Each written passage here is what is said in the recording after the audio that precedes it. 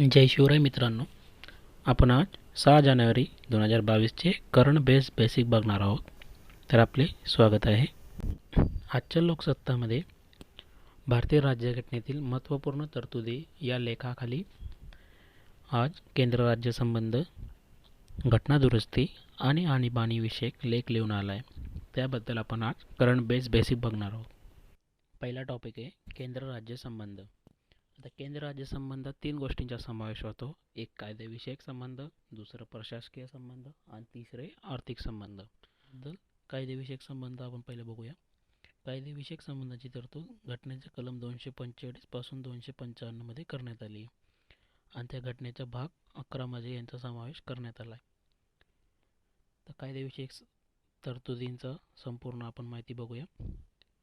तर संसद हे संपूर्ण भारतासाठी आणि समजा महाराष्ट्राचं उदाहरण बघितलं तर महाराष्ट्राचे कायदेमंडळ संपूर्ण महाराष्ट्रासाठी जे कायदे बनवते त्याचा अधिकार हे घटनेच्या कलम 245 पासून 255 इथून भेटत असतो. आता घटनेच्या भाग 7 मध्ये जे केंद्र सूची, राज्य सूची आणि समवर्ती सूची यांचा उल्लेख केला आहे. केंद्र सूचीतील विषयांवर केंद्र कायदे बनवत असते, तसेच राज्य सूचीतील विषयांवर राज्य कायदे बनवत असते आणि समवर्ती सूचीतील विषयांवर केंद्र आणि राज्य मिळून कायदे बनवत असतात. दोघांनी जर कॉमन कायदा बनवला तर केंद्राचा कायदा हा वरचढ असतो. आता तिसरी बाब आहे, कधी कधी संसद ही राज्य सूचीतील विषयांवर सुद्धा कायदे बनवू शकते. संसदेतील राज्यसभेने जर विशेष बहुमताने असा विधेयक मांडले तर संसद हे 1 वर्षासाठी राज्य सूचीतील विषयांवर कायदे बनवू शकते. दुसरी तरतूद आहे, जेव्हा राज्यात राष्ट्रीय आणीबाणी किंवा राष्ट्रपती राजवट लागली असेल तेव्हा संसद ही राज्य सूचीतील विषयांवर कायदे बनवू शकते. आणि तिसरी सिच्युएशन आहे, जर राज्यांनी अशी रिक्वेस्ट केली तर संसदने राज्य सूचीतील विषयांवर कायदे करावे तेव्हा संसद हे कायदे करू शकते. चौथा टॉपिक आहे कायदेविषयक संबंधांमधला. संसदेचे राज्यांचा जे कायदेमंडळ आहे त्याच्यावर नियंत्रण असू शकते.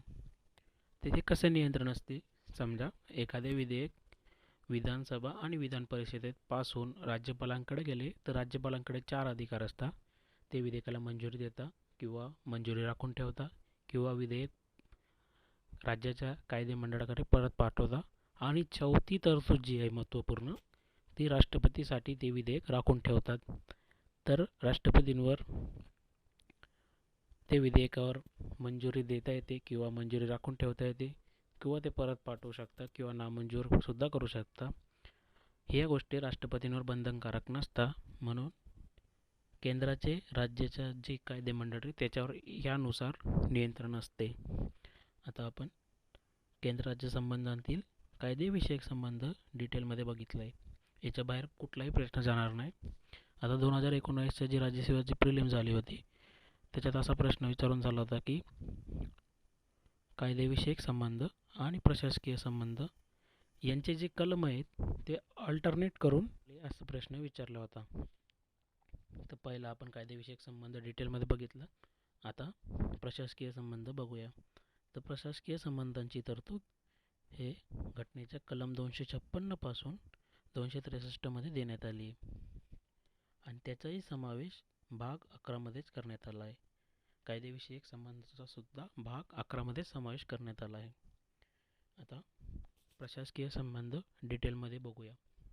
जसे केंद्रात कायदे करण्यासाठी प्रेसिडेंट, लोकसभा आणि राज्यसभा असते, तसेच राज्यात गव्हर्नर, विधानसभा आणि जर द्विगृह सभा असेल तर विधान परिषद, असं 3 मिळून कायदा बनवत असतात.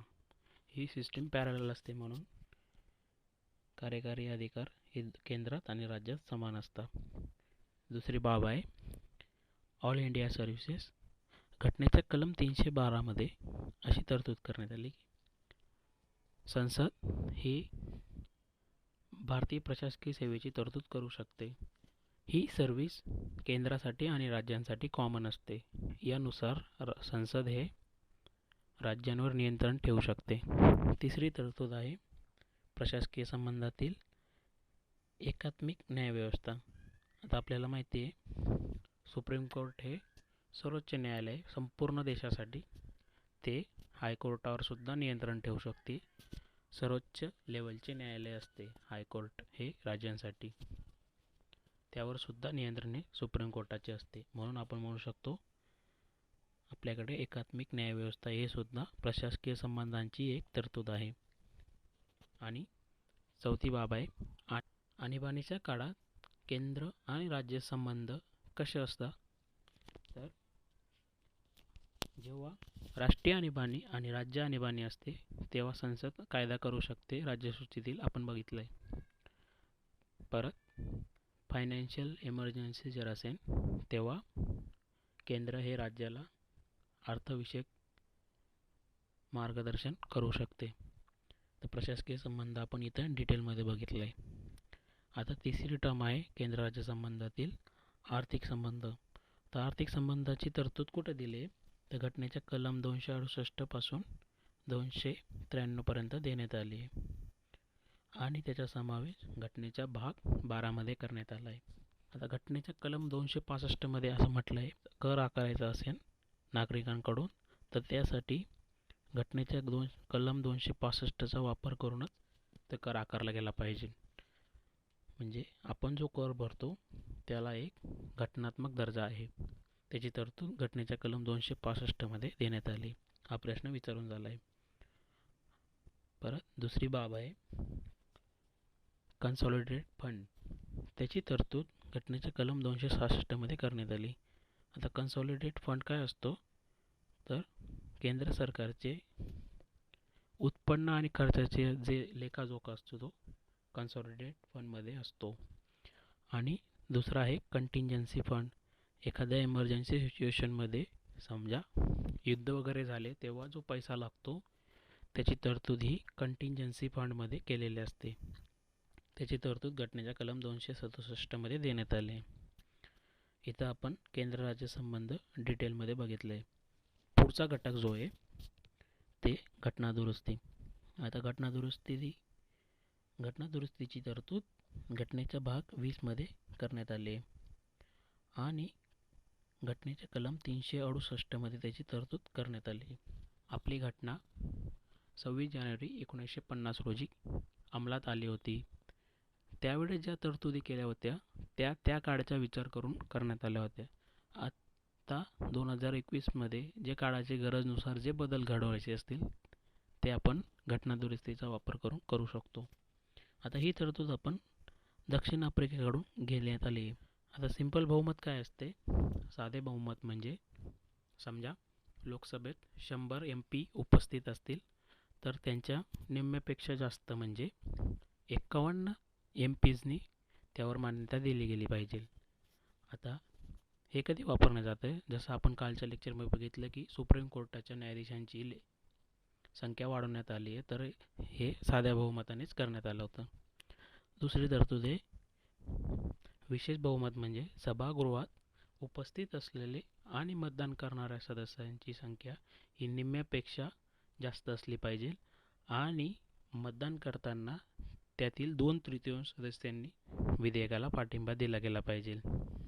लोकसभेत आज 545 सदस्य संख्या आहे, तर त्यात 223 सदस्य हे उपस्थित असले पाहिजे आणि 223 पैकी 2/3 सदस्यांनी त्यावर विधेयकाला पाठिंबा दिला गेला पाहिजे, तेव्हा ते विधेयक पास होते.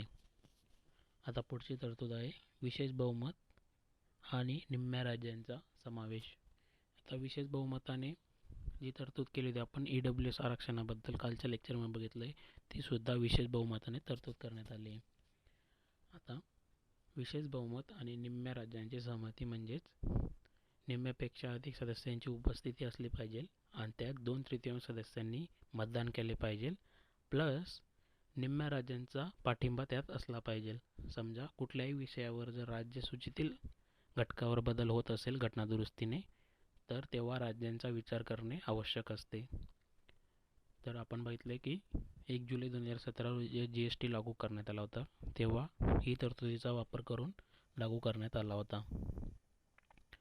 येथे आपण घटना दुरुस्तीबद्दल डिटेल माहिती बघितली. पुढची तरतूद आहे आणीबाणी. आता आणीबाणीची तरतूद घटनेच्या भाग 18 मध्ये करण्यात आली आहे.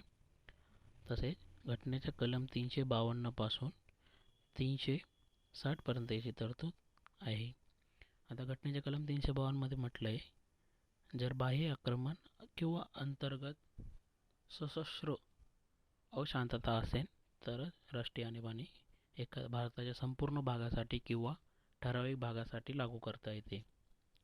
परत घटनेच्या कलम 356 मध्ये म्हटलं आहे आणि 365 मध्ये म्हटलं आहे, जर राज्य घटनेनुसार काम करत नसेल किंवा केंद्राच्या सूचनांचे पालन करत नसेल तेव्हा राष्ट्रपती राजवट लागू करता येते. घटनेच्या कलम 356 आणि 365चा वापर करून.